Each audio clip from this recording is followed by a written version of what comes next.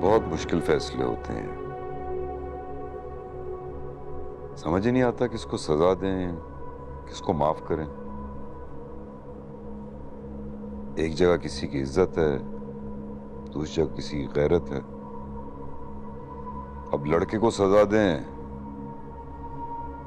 तो उसके माँ बाप, उसकी बीवी, उनके पास कुछ नहीं बचता।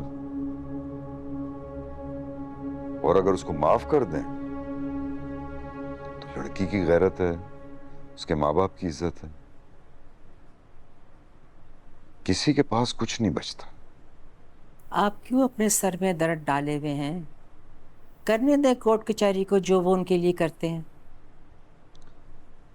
कानून अंधा होता है नूरुलैन। उसको किसी रिवायत का, किसी की इज्जत गैरत का नहीं पता होता। शायद कानून की नजर में वो बेगुनाह हो। दोनों लड़का लड़की बालिग थे और सोच समझ के उन्होंने जो भी फैसला किया, शायद उनको कोई सजा ही ना हो और कानून छोड़ दे उनको।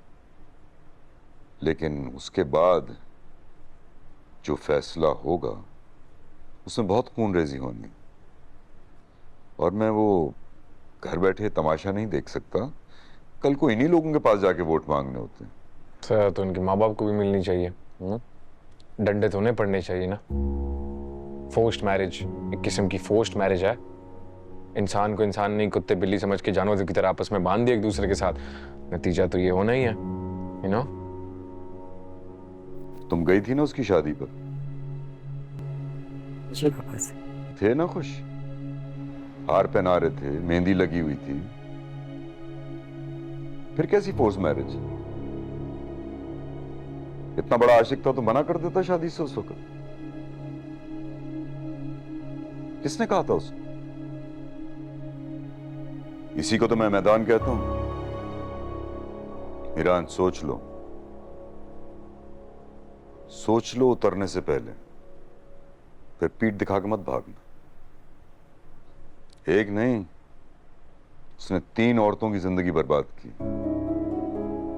एक उसकी बीवी, एक खमीसू की बेटी, और एक उसकी मां। क्या हालत थी उसकी मां की, देखा था? और उसकी बीवी, उसको ये डर है कि उसका शौहर कारो करके मार दिया जाएगा। और फिर वो लड़की, वो कितनी रो रही होगी। ना उसके पास इज्जत रही, ना जिंदगी। मैंने भी एक गुजारिश की थी आपसे। क्या उस औरत की तरह मुझे भी आपके पांव पकड़ने पड़ेंगे अपने बेटे के लिए? मीरान अपनी यूनिवर्सिटी कंप्लीट करेगा, ये मेरा फाइनल फैसला है। अब ये और गुलमहर साथ जाते हैं या अकेला जाता है, ये दोनों आपस में डिसाइड करें। भाई हम किसी को फोर्स नहीं कर सकते।